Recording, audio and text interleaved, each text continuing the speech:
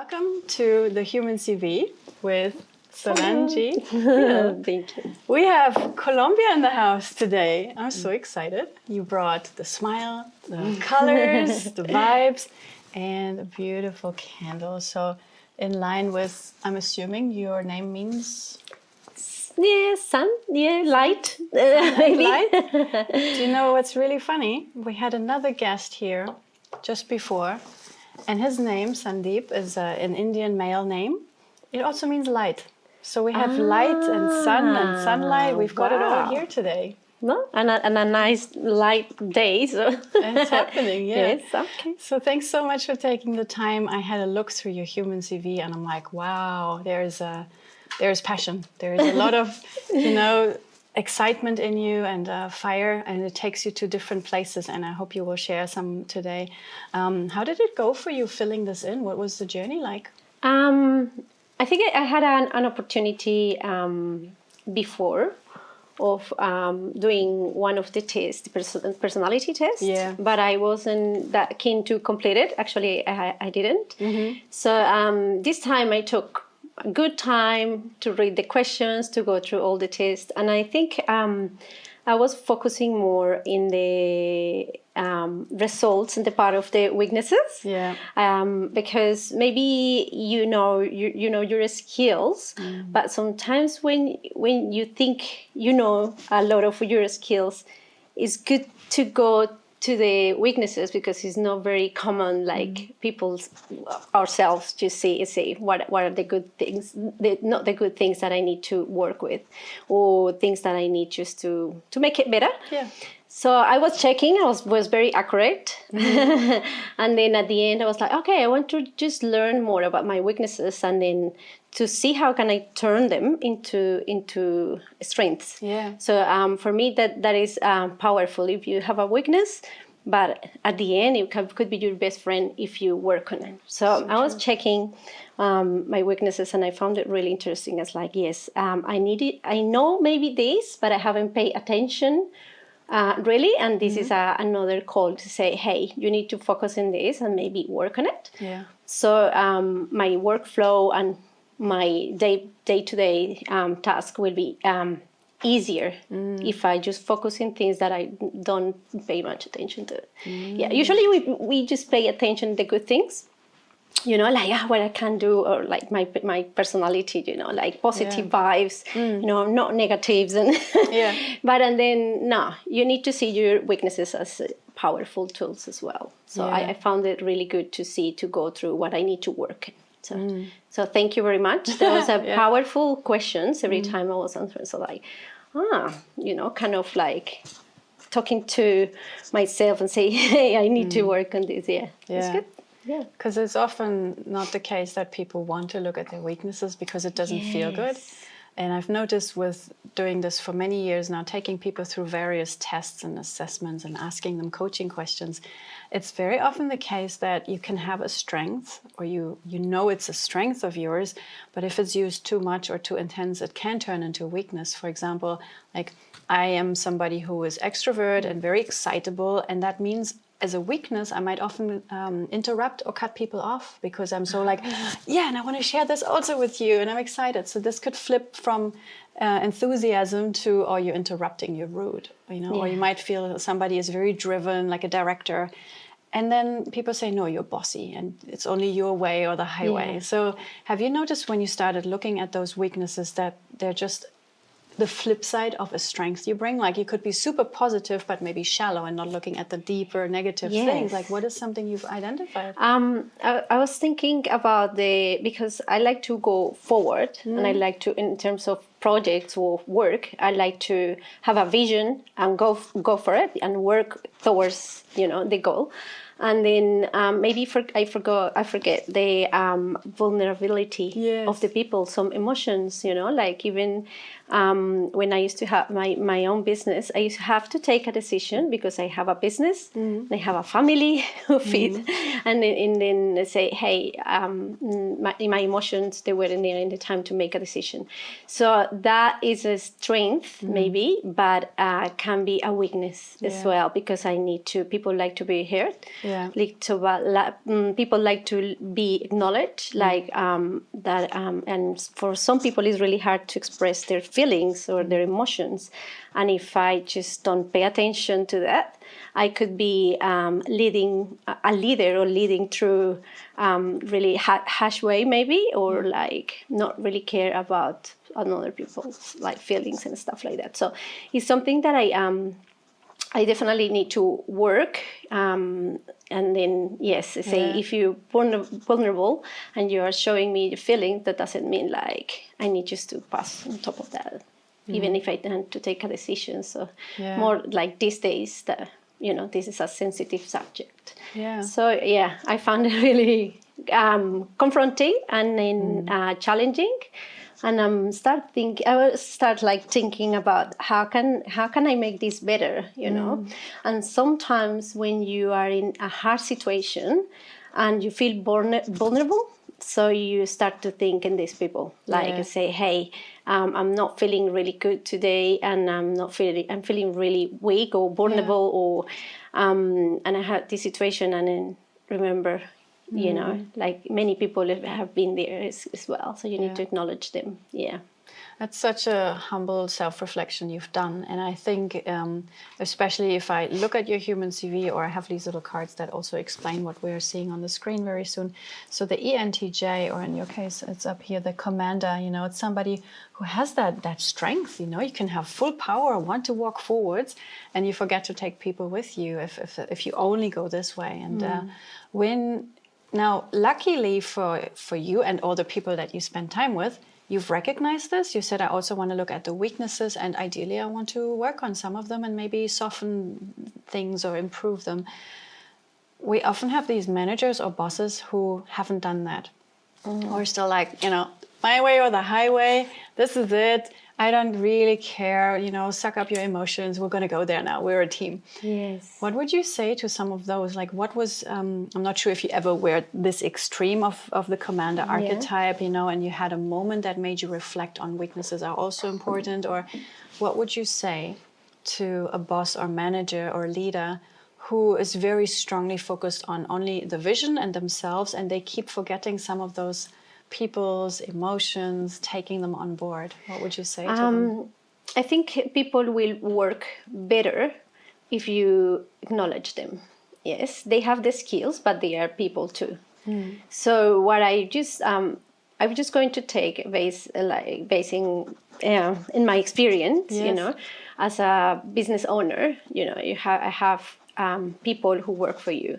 So I think they were more productive when you acknowledge them. So I decided to create a business culture in my business that actually acknowledged them. Yeah. I knew they were tired. I knew they were, because I used to work in a really busy environment. Yeah, it was a cafe you're talking to? Yeah. So that was busy, and then say, hey, we have a voucher for a swimming pool, so you can go with your partner. We invite you home for dinner, and we cook for you. Or we go away and camping together. Or we decided just to start to work on the business culture. So you need a healthy business culture, and it's not always about leading. So some leaders, they lead by maybe trauma, like they've been treated like that, like you have to be like this, and it's not good. You need to heal first as a leader, and then you lead by example. You don't lead by telling all the time people what to do. So I found it more sustainable, productive, and you will have less staff turnover, which is if you are smart business owner and you think about numbers, because you're focusing in the outcome, you will see like changing staff all the time is not a good business. Yeah. Because you have to train, you spend so much like time, money, effort training someone. And then customers are always sensitive to changes these days. So it's like you used to see one person and this person only, and they are like, oh, she's gone. Yeah. And then another person, and then another person is saying something about the business. So if you think about if you want to think about numbers and and people, you have to see these two sides. And at the end, because I had bosses like that, you will end up alone. maybe by yourself, and then not enjoying the journey of having a business or being a leader.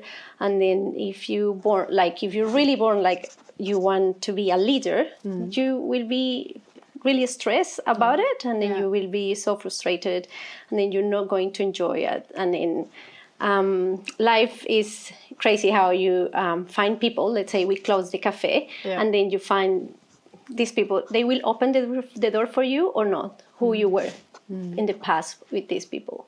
So I could say I feel confident to say that my staff will open the door for me if I need it. Yes, because it can be the other way around. Today you are the boss, tomorrow maybe you're not.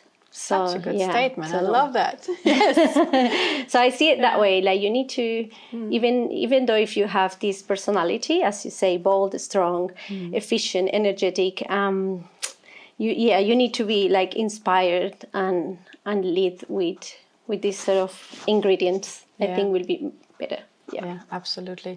And how did you arrive at this conclusion? Was it something you learned the hard way through running the cafe for several years, or did you have a great leader in the past and you were able to absorb and see their way of living, and it was like a role model for you or mentorship? Like, how did you arrive at this point of? So I think mentors are always good to have around you. So when we had the business idea, I found a mentor for us. A person who was just there, the place that we wanted to be. And then he was my boss, and he was fantastic boss. His wife is amazing, and they were helping us a lot. So finding a good mentor was a good way to see how you're dealing with people. So was one. Also, the spiritual life is very important for me. So actually, I was learning through my spiritual journey how you need to be with people, how you need to lead. And then even if my personality go really, really fast, my spiritual life comes in the way and say, hey, hold on, just a little bit, just slow down. And then you can't behave like this. You need to be like this. Yeah. So if I'm following any spiritual life, any, I need to reflect what I'm learning. For example, you meditate, but you are an angry person, after your meditation. Yeah. So it's kind of like, okay, it doesn't match. So you need to be able to match things that you do in life and not doing it because it's a trend or because you need to feel cool or because you have to be meaningful. Yeah. And then experiences, good people, and a spiritual life, I think was the three combinations of that. And then also my values. I have my family really close to me. And then my husband, my parents, they're always, okay, slow down, you're not doing things right. And then I usually, my family, I listen to them because they are really, my parents have a lot of wisdom. Yeah. So you need to kind of, okay, go in a different way. Yeah. So, these three things, I think they were. Yeah, very profound. Yeah, mentors are always a really good, not only starting point to see what is possible, but as you also have been a mentor or a teacher to others, you can see how much it gives people on a longer journey as well. Not just a mentor that opens your mind and says, this is how I got to this point, but at every step of the way holds your hand and provides stories and insights and motivation at times also. Yeah, definitely. When you are trying to give others, it's not actually teaching, because teaching maybe is something that you learn to give, but I say more like I'm giving back, because I receive so much from this country, from this city, from a lot of people. So it's actually giving back. It sounds better because you will do it like with love, and then no one can tell a story better than you do, because it's your story, it's your journey. Maybe is it wrong, maybe is it good. We have ups and downs, but it's my story, and if that helps, I'm very keen, I'm very open to share, because whatever you give is what you receive. Absolutely. Yeah. And it's like your story doesn't care whether the people that consume it like it. The book doesn't care if the reader likes it. The movie doesn't care if the audience likes it. The movie is just there. Your story is just out there, and then people might resonate with you and others might go, wasn't for me. So what? You know, the book doesn't give a damn who reads it.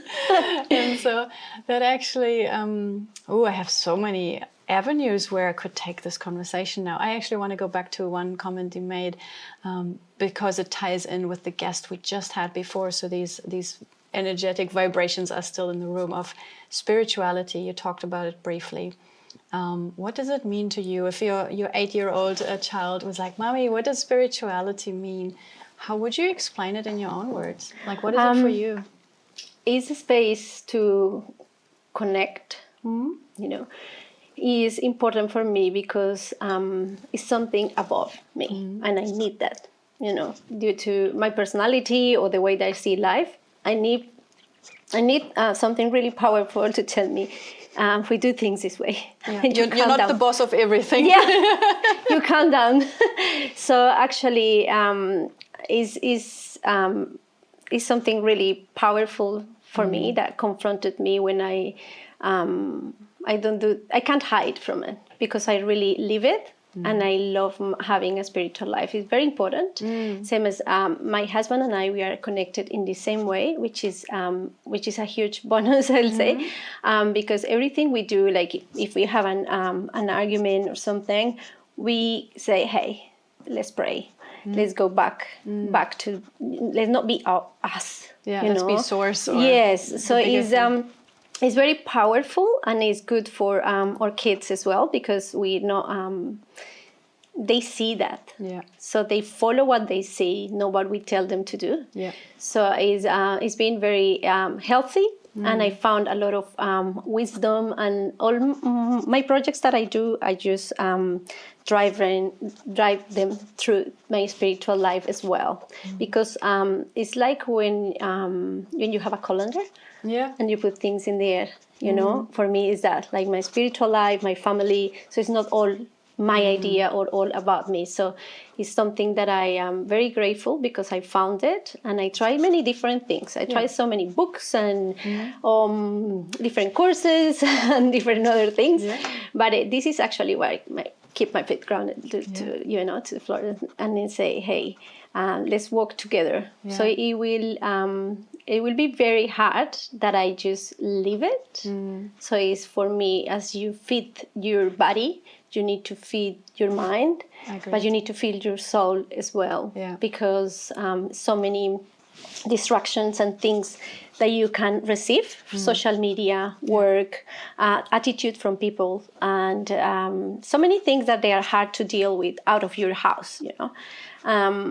Is a powerful weapon, I would say. True. Yeah, a peaceful weapon, but very strong. Absolutely. Yes. And it's so beautiful how it connects with something you've actually written in your CV. I'm looking at the area with the Bible. You know, you said when it's the question is asked, people, books, or courses that shape me, and you said many people have shaped me, but none more profoundly than the Bible. As a project manager, community advocate, and entrepreneur, I've drawn strength and clarity from its timeless wisdom.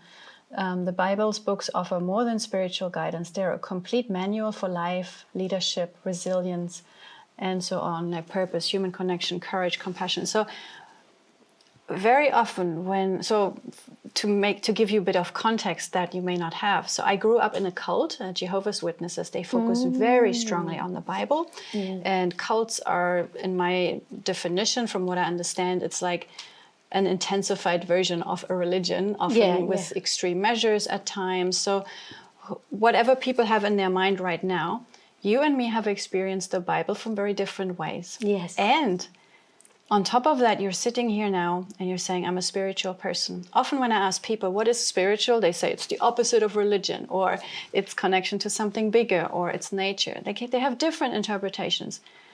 Often spirituality and the Bible don't come together because the Bible is often seen as a tool for religion, and religion is opposite to spirituality. But you combine them so beautifully. You said, you know, even in my daily life, if there's an argument with my husband and we can't resolve it in our human ego bubbles, you know, of the commander, you say to him, or he says to you, let's go and pray.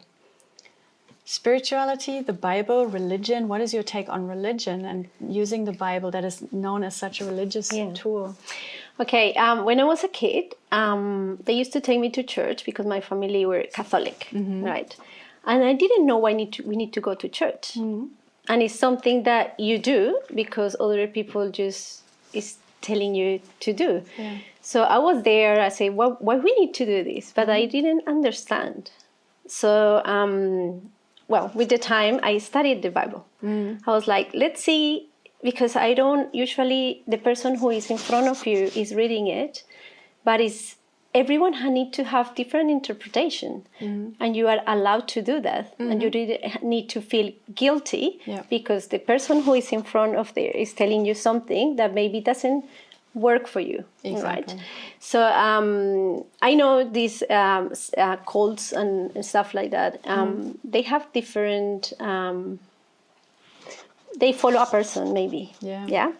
I don't, because we are full of many things, good things, but bad things.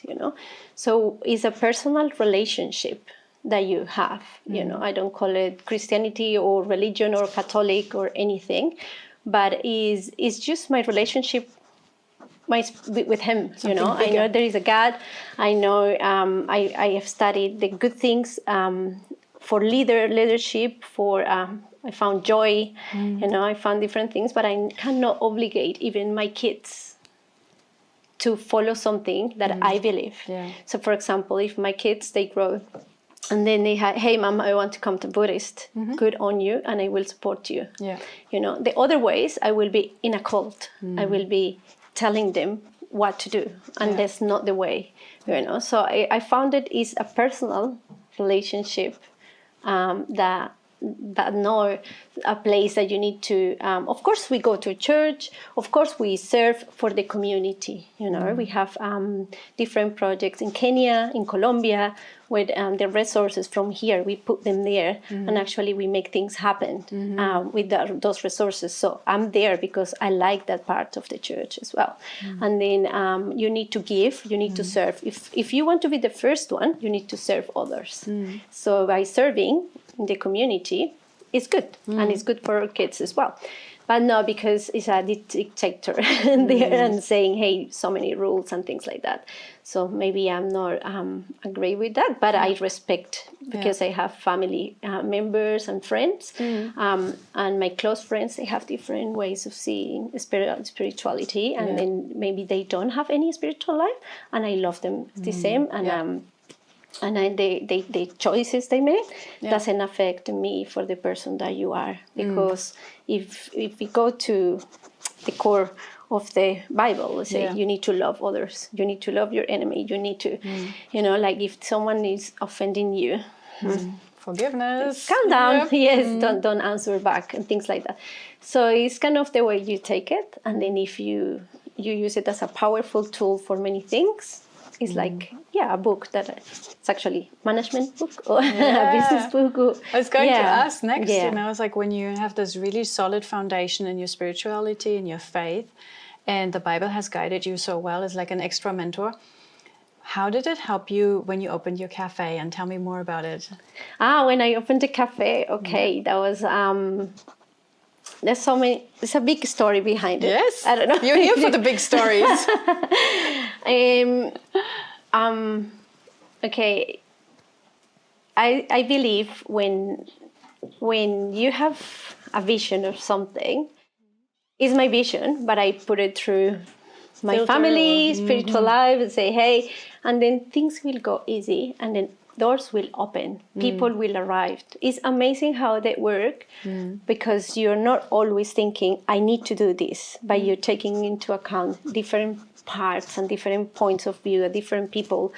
So that's the magic of things when things happen. That is not you, because you by yourself, it can be useless sometimes. Yes, you can make some projects by yourself, but I believe in the power of the community and collaboration.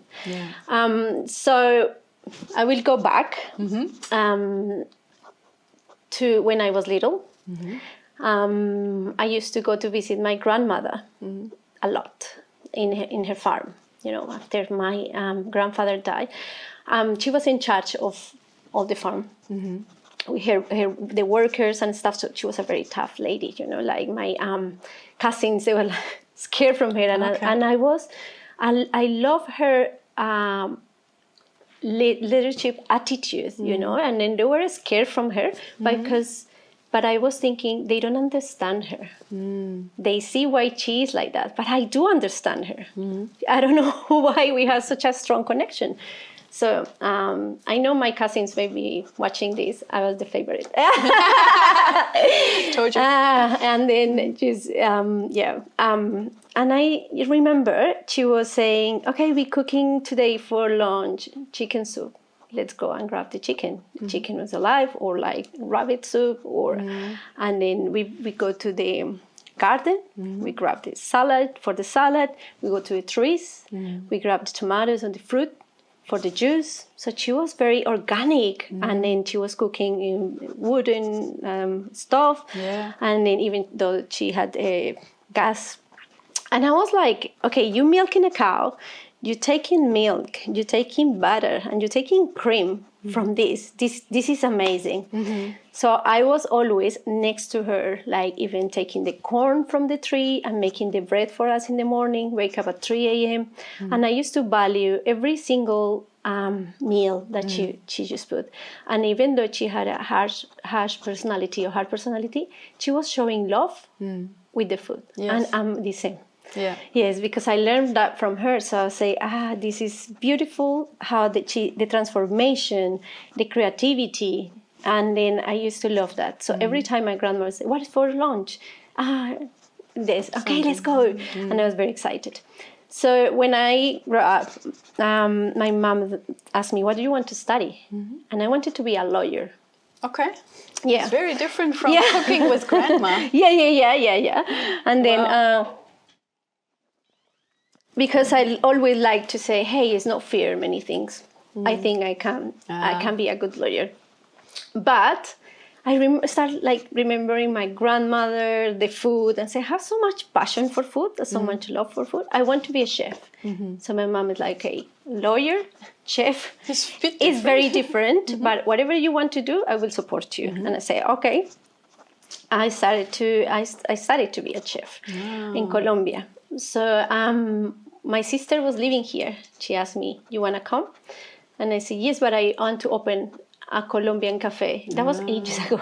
So your sister was already in New Zealand, in Christchurch, and she said, come over. What age were you, roughly? Like 20, yes. Like, after I finished my cooking course. Okay. I came here and I was writing any like ideas about having my Colombian cafe since then. Always had a book and writing ideas. I say one day I will open my Colombian cafe one day. And then I was just here without English when I arrived here. So my sister said, okay, you need a job. And I'm like, okay, but I don't speak English. I don't have a visa. So she was making a letter, and I was knocking doors, showing the letter, and smile, and they were like, you weirdo, what's happening? What is going on? So they were reading the letter, and they were smiling. Others, they were like, And there was a Dutch guy, big guy, who opened the door for me. And he's like, you remind me. And then finally I got the job, so I learned my English in the kitchen. So I work in hospitality industry here for many years. I always wanted to have my cafe. I say, if I'm a chef, I don't understand how the business works here. So I started studying management and business and marketing and graphic design because I want my cafe. So I was preparing myself to go there. And finally, I met my husband, and he was a chef as well. That's handy. Yes, I was like, would you like to open a Colombian cafe? And he said, yes.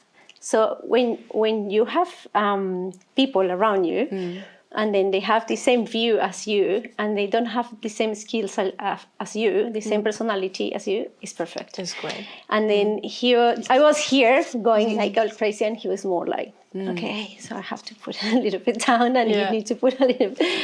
And then, yes, it's how the idea came, but is came from long time ago. Like I say, writing and making plans and preparing myself. And finally, in 2014, we put a coffee machine in a plastic table, and then you write on market, and it's how it started until we open the proper cafe. Yeah. So after that project, I always say to people, it's not a failure when you you close a chapter. No. Okay? Because some people, they were asking me, how do you feel about it? Oh my God, and I say, I'm happy and I'm grateful because I learned so many things. And actually it was a dream that came true. We met so many beautiful people. I put all my grandmother's recipes into the cafe, my parents' recipes, and there was fantastic time. And now I know what I'm capable of. Yes. And there was a big journey, nice journey, and I was happy to close this chapter. Yes. Say, but you were working so hard, and you had the cafes in 2014 and 2022, and you're closing it down. Say, yes, but I am happy with the decision. Yes. So it's not always failure, or some people if you are not happy in your business, why you keep it? For the numbers. Do something that you really love and you find passion and you are ready to do it every day and for really long because the other ways is going to be a pain. So with my husband, I say, hey, we just wrote this chapter together, or marriage. We were working 24/7, okay, we divided the cafe. You lead this side, I lead this side, I will be sweet. And then that was fun. That was fun, and then it was good, and I enjoyed it. Now we just say, this is another time, this is another future, and let's start another thing that we know we can do this. Yeah. So this is how the story of the cafe. Wow. From my grandmother. And cooking and learning, and then actually studying it, and then It's why I appreciate you make this hot chocolate for me, because I really appreciate when people do things for you and thinking about you, and more like if it's food, it's so good. Or something to drink. So, and also, I mean, cacao has a lot of good properties. People drink it. It's become a mainstream thing now to look at food from the sense of healing as well. And so I do feel that the energy people put in food can be tasted. I know it's probably a bit woo-woo to say it, but two spirituality chicks here, former cult and Bible reading non-Christian in the traditional way. So we can totally talk about energy and food and bringing intention into what we prepare, whether it's a business. Your preparation, your cooking skills was learning how to be a business owner with all these things that you have done. It's not just, I'm learning how to make a meal. No, you learned the whole process of what does community mean to you? What does the partnership aspect of, yes, you need a chef and you need a front of house person, maybe a few baristas or a few waiters who run the dishes out to the customers. You need to think about the ambience. Like there's a whole journey behind it. It's creating a whole world. And it fits really well with your sustainable development goals, because the ones that you chose were number 12, it's responsible consumption and production.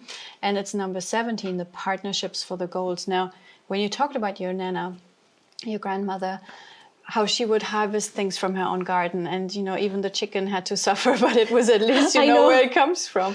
And so there's this huge process, especially in today's world, with the economy doing its thing as it has always done. But people are always complaining about it's expensive to run a business, or it's hard to find good staff. It's difficult to attract the right customer. How do I do marketing? Like these questions are very old. And you dealt with them in your very unique way, and the Bible guided you through all of this. Yeah. So can you share with me a little bit more when it comes to a business owner looking at, I want to create a product or a service, and they look at money and responsible production, and where do we get our supplies from? What challenges did you encounter coming into a country whose language you had to learn on top of your native language?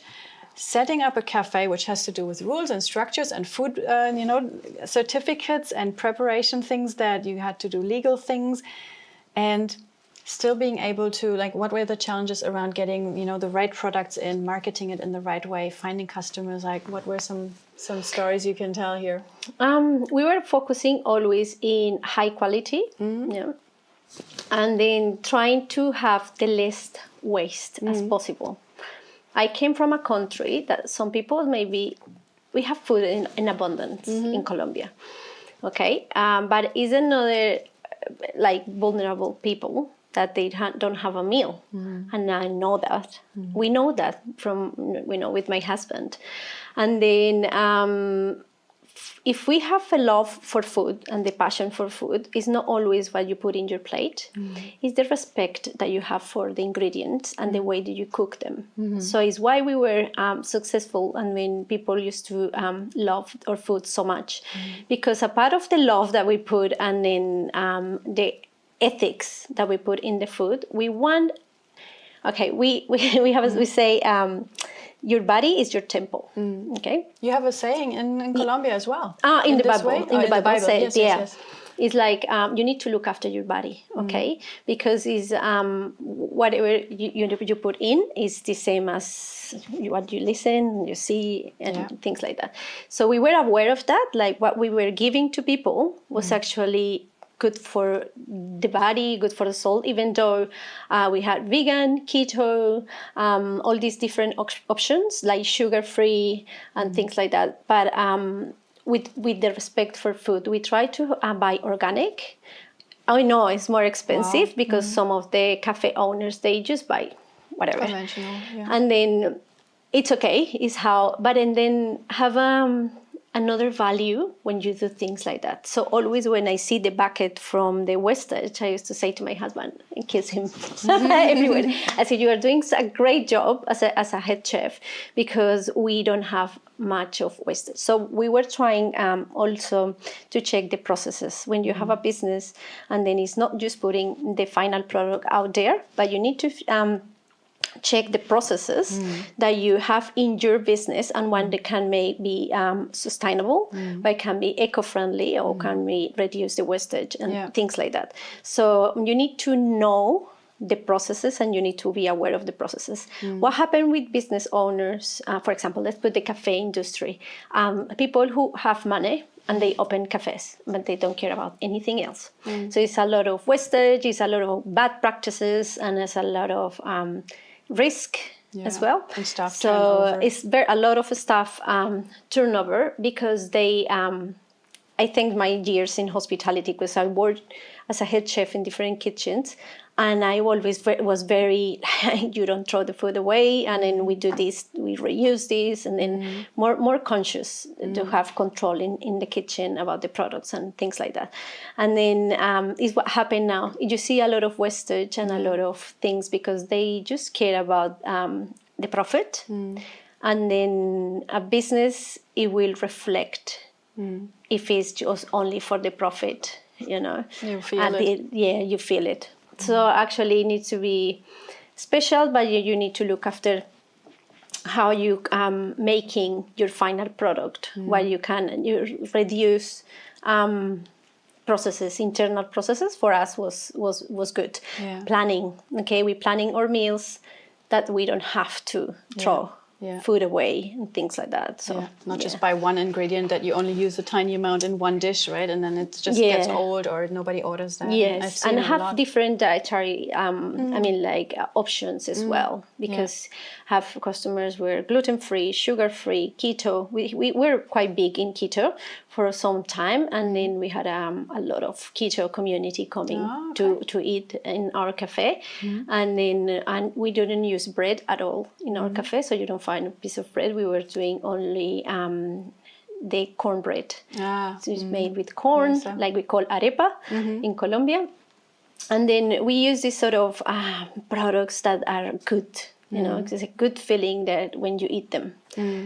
As a German, I'm shocked to hear there was no bread in your whole Colombian cafe. We eat a lot of bread, right? Yes, I say to my husband, okay, the cornbread is gluten-free. Yes. And it's from the corn, and it's good, it goes really good with food. It's bread, just not wheat, Yes, and the Colombian coffee was only single origin Colombian organic coffee. So I was the head barista, and I always make sure they, for me it was really hard to find a good barista, because I don't like to hire superstars. I like to hire people who respect the product.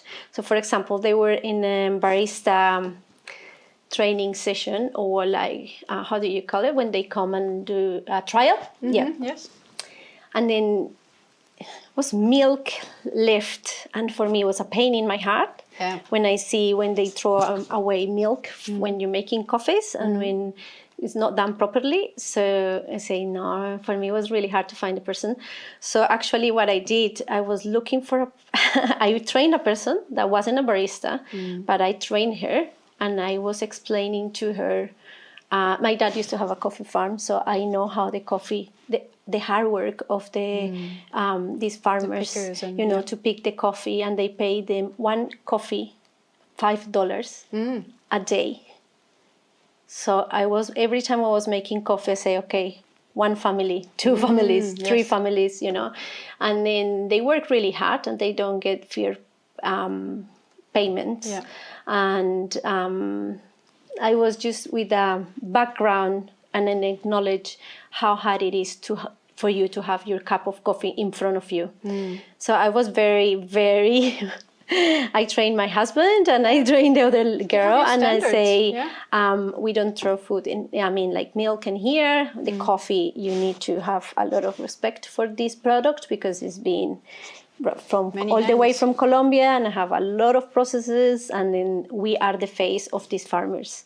You cannot damage a cup of coffee with extra hot milk, things like that. So I was very, very picky. And if I say the barista was just making the coffee because of they are having fun or they are having the moment, I say maybe 2 days out of the coffee machine, think about it, don't do it because you have to do it, but you have to feel responsible for the product. So we had a housekeeping basically document that you need to read if you want to work for us. So was about the environment, was about looking after the products, was about like swearing, because here in New Zealand or in any kitchen is a lot of swearing, and then words have power. Can be in your environment and stay there. So I say, if you like to do a lot of swearing, it's okay. But out of the cafe here, we had a really crazy moment, but that was a organized chaos, and with harmony. And then it's how we were doing. So it was a happy place to work, because the cup of coffee that I give you, I'm 100% sure that is conscious. It's my consciousness that is a good product, and we look after that. So it's not very many cafes at the moment doing that. It's so true, and So in my work as a writer, as a coach, as someone who constantly goes and refines tools and makes cards, and I need a lot of thinking space in my life. Sometimes it can be in my home office or in a place like a lounge here. I still find myself sometimes in 2, sometimes 3 different cafes per day, because I need my little different environments, In one cafe, I want to get comms done, my LinkedIn communications, my newsletter should go out, In another cafe, I go and I love the vibes for editing a video. In another cafe, I want to do some deep dive journaling and look at my weaknesses and my shadows, and all the stuff that I ponder about deep inside. And so cafes have been for me like a second home. Okay. And whenever I find a new one that I love, I will tell about tell my friends all about it. I will put it like almost a little rhythm, On Wednesdays, I go to this cafe and do these tasks. On Thursdays, I love that hot chocolate over there. And it becomes a place in which I create. And the environment, from psychological point, the environment is so important to the work we do.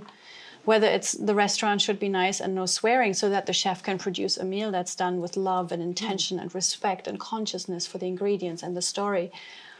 Or whether it's I'm writing a book or I'm releasing, the human CV, this idea into a real thing. And so I have to thank people like you for providing nurturing spaces for the mind.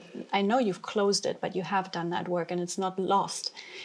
Who knows which writer and family and lovers who come for a date to your cafe, you've provided some environment for them, and sometimes we have to have tough conversations in a place, and we might choose to have it in neutral spaces like a cafe or a restaurant, where people like you work so hard behind the scenes to make sure we do not waste 200 mils of milk every coffee we make. I mean, why? You know, that poor cow that just had to get milked for what? For nothing? Or that almond that had to be grown with so much water. I was like, why do we do these sort of things? Yeah. It's really good for me to hear this from the background, you know, from behind the scenes, from someone who truly has that passion, from families, you know, from your whole upbringing, all that way. Wow, big stories. Would you ever do it again? Would you ever open a cafe? Well, they were because we create such a powerful connections with the customers. Sometimes people just go 3 times a day, you know, they have their meetings there. We have friends that we meet through the cafe. And then we didn't notice how much impact we have in people's lives until we closed it down. And then I was like, oh my God, I can't believe it. So one guy told me, and I know if you may be watching this, we love you and we miss you. He told us like, I come to work because I like to come to the cafe. So I was kind of entering the cafe and was a Colombian music, you know, was a Colombian coffee, Colombian food, Latin American sweets and stuff. So I say, wow, really? I say, yes, because I feel sometimes I'm very lonely and then I like to come here and have a lunch with you. And you used to have lunch together. Like, I am to be your friend, and you know, such a special moments, you know. And then we also created a space for artists in the street, so they can Latin American artists, so they were selling their artworks in there. I was giving marketing classes for free at night for them, in so the cafe. They can Whoa, that's such a cool initiative. So they can open a cafe, a business, and actually some of the stall holders they have their business now, and they didn't believe, like they lost their confidence when they came here. And we were doing all these classes, and then that's what is food for the soul as well. It makes you happy, right? And then it was such a beautiful place when you can find art and then community and then good food and like, you know, responsible for all the food that goes out, and then nice, smiley people. So actually it was a really good place. And then, some people ask me, will you do it again? And I never say no. You know, because life puts you through situations that if the door is open, I always take opportunities when I see them. And then why not? So I'm not saying no, but one day maybe why not? You never know. And I will learn now not to be very involved and to learn to delegate more. Even though, like, I knew everything from the industry, the kitchen, the front of house, and the coffee, I didn't have to do everything always, because that was a huge responsibility in my shoulders. It was a burnout. I found my right hand, that was an Argentinian girl, and she was amazing. She was amazing, and then I thank her for everything, and then God sent me the right person to delegate, because for me sometimes was hard because we wanted to look after the internal processes from the cafe, because it's a good outcome. If you look from the inside, look after the inside, it will reflect from the to the outside. So maybe why not? Well, why not? You never know. Because now your life has changed. And I absolutely also love that you talked earlier about a point I keep trying to make, especially with coaching clients, because this comment that you said, why are you being sad when you close a cafe? It was a beautiful experience. And I feel like we're not crying when the book has finished. You know, we're just like, it was a beautiful book and it's a complete thing. And now I'm reading another book. And so you very consciously decided to close the cafe.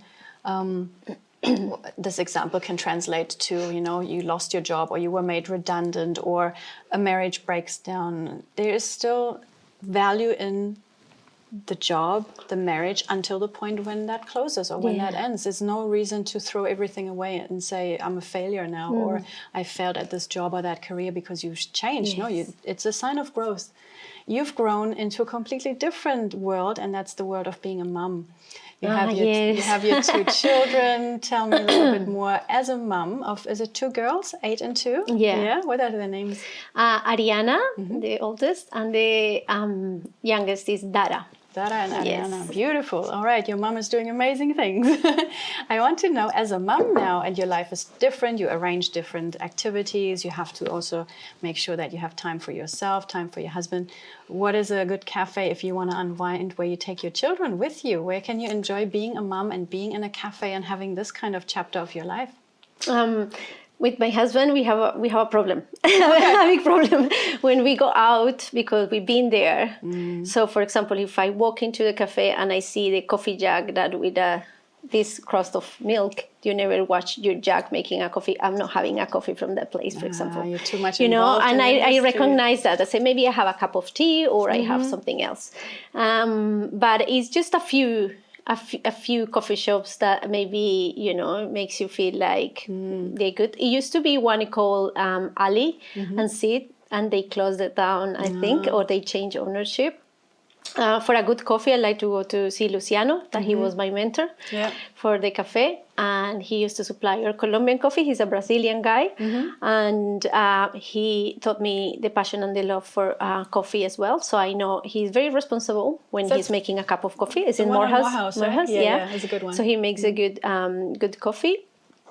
What else? For the kids, sometimes when they have big kids corner, is a bonus. Yeah. So we used to go to the way in Red Cliffs is the brewer, I think is the called. It's a little cafe with little houses and things like that. Cute. So hot chocolates are really good.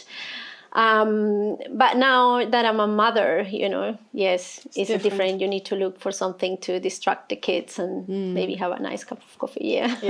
Chocolate. Okay, well, we will see if there's more comments from people that say, oh, I'm a mom, and since I have to change my life because I have now these little humans to look after, I found a cafe that has much more to offer. So we might gather a few more new ideas for you, and maybe even some where you're very, very, I don't want to say picky, I want to say high standards husband can come along and say, that milk jug looks really okay. Yeah. We'll have a coffee here.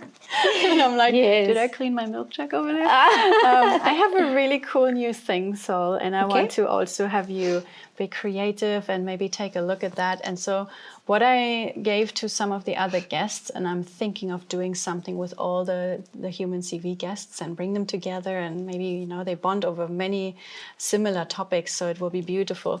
It's a 30-day challenge. So we have a piece of paper here, 30 circles, and the idea is, if you could do something every day for 30 minutes towards a goal, a mental or a physical goal, you know, becoming smarter, stronger, speak more languages, do a class, write, or physically, you know, lose weight, gain weight, build muscle, build endurance, whatever it is, what would you think would give you the biggest boost right now? What is something you could do for yourself that would be a beautiful 30-day challenge to have? And then maybe even what would be a reward at the end when you complete it? 30 minutes every day towards physical or a mental goal. Okay, so I do it because as a mother, and I'm a full-time mom, you know, because I believe the best project that I have and the best business is my family, because I say it is I'm educating 2 little girls, but I'm educating a family as well, because they will grow and they will go into a family and start a family or a partner or something in life. So I always have the vision that it's not my kids, but it's only their future. Yeah. But also, if you look after yourself, you could look after others in your house, in your life, as a friendships and things like that. So in this busy life and this busy environment, and they're changing so quickly, you are the last, you know, and then you feel guilty because if you put you first as a mother, you know. But I say to my husband, when I want to get ready, this is my time for me, and I'm not existing for like an hour or half an hour a day. I try, and I just do it, that I do my exercise 1 hour a day, or I go to the library to study, or I go to bed, put my blanket inside, like on top, and I sleep, or scrolling down my phone, half an hour, sleeping. Doesn't matter what you do, but you need time for yourself. So I do it, and I think it's something that it shouldn't be only 30 days challenge, but it should something that it could be a part of your journey, a part of having breakfast. The same, your mind needs a break, your body needs a break, your soul needs a break. So when I'm, for example, reading my Bible, or I'm praying, or I'm doing something meaningful for me, definitely I just say, okay, this is my time for me. Some people just it's hard for them to maybe manage the time, like time management. And I think it's a skill that not everyone can have it. And then, but it's in my to-do list. Always I have my me time, even if I take a shower and I get ready and I be half an hour, 45 minutes in the bathroom, so I don't want kids around. But can be mean, but it sounds mean, like, oh, you are a mother, you have to be always there for them, but you need to be there for yourself, because the other ways you will is what I hear so many comments when you say, oh, when you're a mother you lose who you are. And I'm like, okay, well, I'm not 100% agree. I respect that you feel like that, but I say the kids came to live with me. I don't come. My house looks like a normal house, doesn't look like a playground. Yes. You come to my place, and then you need to adapt to my space.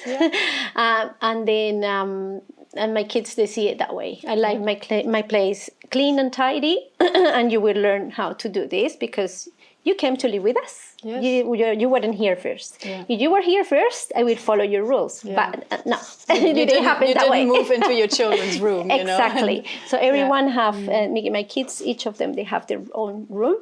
And then we have their room for us, During the week, they have their routine. And then during the weekend, they can go to bed late if they want to stay with friends. But always, I say this... this needs to be, it's so good that you actually mention it to your guests, because some people it's hard for them to take a time aside. But I just invite people that is really worth it, and it's really good, and it's really a time to breathe, take energy again, and go out, and you will be a better person.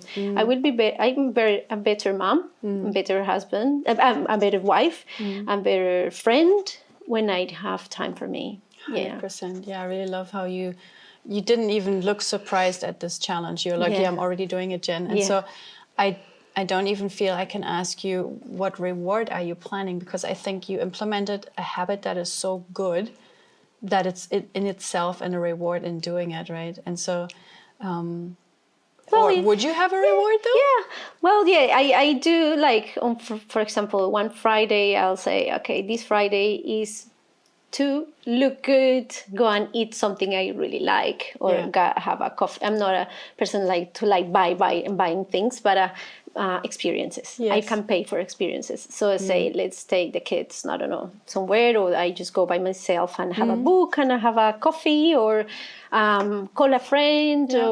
But I think, little rewards is something that you really, really like to do. So it's, I always think, I say, for example, I will give you a small example. My husband is like, you need to pick up the clothing yesterday, on Friday. You need to pick up the clothes from this and this and that. Say, I don't do home stuff on Friday. You need to go. Okay. And then he's like, but it's just 5 minutes. I say, no. It's my reward. It's my time.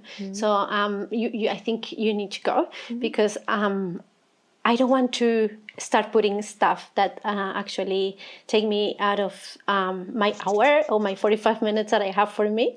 So it's not like you can't do a favor, but it's something that I need to drive. I need to use this, and it is my me time. It's healthy boundaries. When you had to learn it as a business owner, you said, if I was to do a cafe ownership again, I would have to delegate. I would have to stop myself from doing everything, because there's back to the thing that you're saying, the children are there to fit into your life. You're not bending over backwards and changing everything, or you're losing yourself. There's a coaching question I really love when not only mothers, but anybody who is having a hard time implementing something that's good for them. And that coaching question is, what's the worst thing that could happen? And if you're an overthinker, you go into horror scenarios. Yeah. Oh, this could be. So in this question, I could say, well, what is the worst thing that could happen if Soul does not get me time? She will demonstrate her children that it's great to be self-sacrificing and bending over backwards and not putting one's own health and mindset first. And what's the worst that will then happen? She might, no longer have connection to the spiritual world that gives her so much grounding and power. She will no longer have clear intention for what she wants to study. She will not have enough sleep. Sometimes you need that extra hour to catch some sleep. And if you don't put those basics in place, what do you want to create? No, it will be, I think will be a chaos, and then the mental health will be compromised, I think. And then it's just the mental health, I will say, like you are all burnout, and then you don't do things with quality. So you if you take the time for you and you take rest, you do things in a 90%. But if you don't, you do things in a 20%, and then also you are not fit to take a decision. Yes. And it's why you make decisions based on your emotions, because you are tired, so you can think and then whatever, and then done.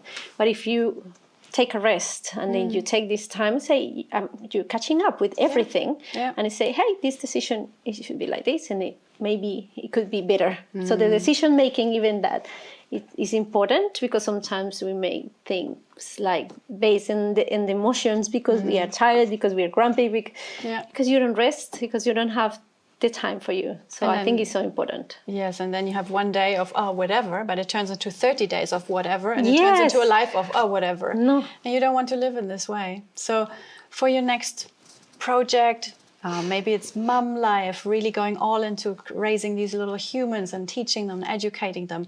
Maybe it's some further study. Maybe it's you teaching other entrepreneurs about your journey, like you've already done it with immigrant women. You've delivered workshops for them.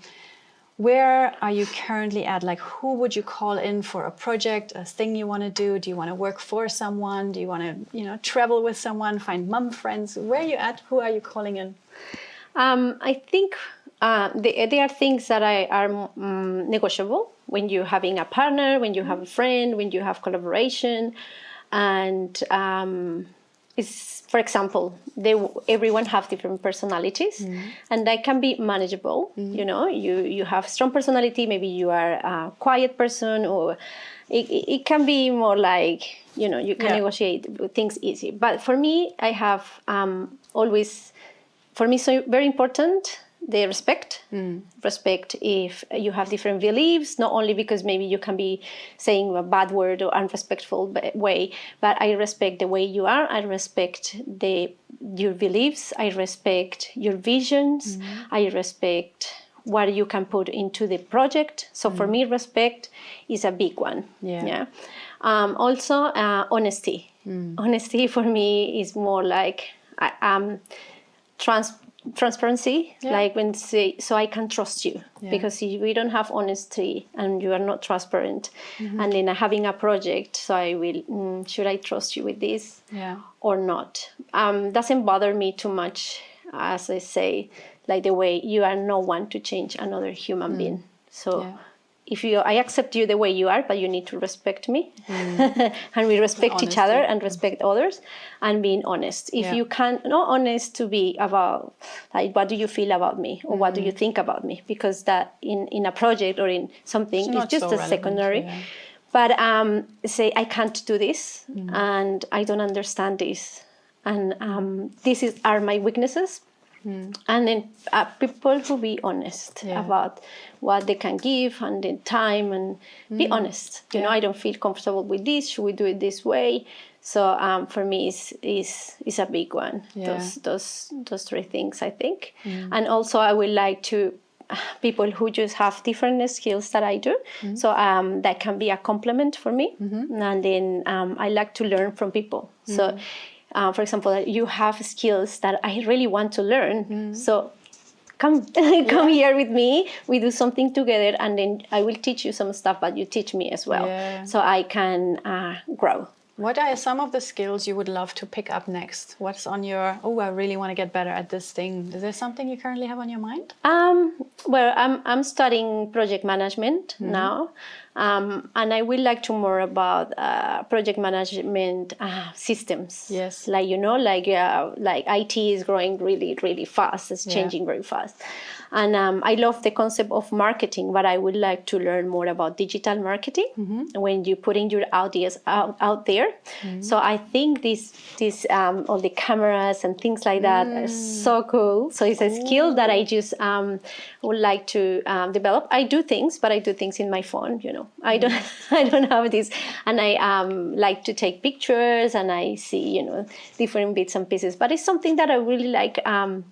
To learn more and to know more about digital marketing and something new, but into the technology side. Yeah. Yes. Oh, there should be a few people out there who will be attracted and want to contact you hopefully. and reach out. Yeah. Welcome. Where do they go? Do they find you on LinkedIn? Do you have an email? How do you easiest connect with I people? have my LinkedIn. My LinkedIn is very basic, is my name, so bits and pieces. I'm working on it. My email, my phone, and then you can contact me. Yeah. Easy. Do you prefer just getting a phone call from people? Because I hate it. I'm like, no. My phone has never received a phone call. Almost, it's like sometimes the bank will do something and just check that it's still my account. But I love having an email, and then we say we meet at this time, and then we go really deep and have that dedicated time. I don't like to do something and then somebody rings me and I have to drop things. And what do you enjoy most? What's your communication style? Do you love picking up a random phone call? Do you just say, no, emails, please? Or I think I prefer, for these type of things, emails will be easier because I have a time that, for example, weekends I don't check much because it's just we're doing a lot of stuff out there. And then this is snow season. We do snowboard like as a family sport. So we usually disconnect ourselves in the weekends. But emails I check on Mondays mornings. I say to have a time to catch up. Some of them they send me an text, which is good. But maybe phone calls for a mom, maybe not so good. Yeah, the little one is sleeping, or so I have my phone usually. Easy. We'll put some of your contact preferences in there so people can reach out and find you and get more of your passion for respect for food, respect for the history and the effort of many people that do one product or service, your knowledge in growing a business in a different country, in a different language, in a different culture. It's big. People don't often consider that. Yeah, it's big. We walk along our streets and we're like, oh, all these foreigners doing things. There's ethnic restaurants everywhere, but we do not, unless we have spoken or experienced it ourselves, we do not understand what it takes. And it's a lot. It's huge. To understand a different, taxes and money and hiring and everything from getting the products into partnerships with local businesses. You want to, the artists that came in and sold their things in your cafe. Which music are we playing? Where do we get keto ingredients? It's Yes, it's a lot. People can reach out to you and collaborate, grow the next thing, or just enjoy family and snowboarding time, whatever you're up to. I'm sure you will do it with a lot of soul and a lot of sunshine. And so happy that you were here. I think, as you say, like people just don't know what is behind the stuff, and then we face so much barriers, and as you say, the language is so many barriers. So whatever I see someone like putting a business there, and then I see you put the effort, the love, the passion, for sure you need to support them. And then of course, why not use your skills to as a volunteer as well. Not everything has to be an exchange of money, but you can help them. I found the best people in my life through volunteering, actually. So some of the best people, not everybody, but some very significant connections, they came through volunteering. And I always, because I've also twice moved across the world and, in a place where I had to learn the language. And I find in volunteering, you often find very good people. And then I'm fan of volunteering. Yes, like I'm still like now volunteering. I'm do volunteer job. I like volunteer atmosphere. Like you're giving something, because you feel pressure, because you get paid, because you want to help others, and it's good. Yeah, at the moment, the Human CV is a volunteer project, so I'm funding everything myself, and I'm just putting in all these hours to make sure that your stories are going out there and that the right people find each other. And then we will sit all together on the table with potluck and hot cacao and, and have the 30-day challenges going on and SDG conversations, and, it will just grow from here. But like you said, the actual pathway, which doors will open, I have no idea, and I'm excited to find out. No, what you're doing is very meaningful and very powerful. And I think not only you will, this project, it will help you, but it will help us a lot. And then you need to show gratitude for people to say, hey, this lady is taking the time to make you your favorite drink. You don't invite everyone to your house as well. So if you are a spiritual person, you know how that works as well. Like you offering your intimacy, your space to a person who you don't basically not much. Yeah. So I really appreciate that, the opportunity. And I know this will have an impact in both ways. It's so good. Yeah, I really like it. Yes. Well, thank you again for coming, and let's have another cacao together. Yes, gracias. De nada.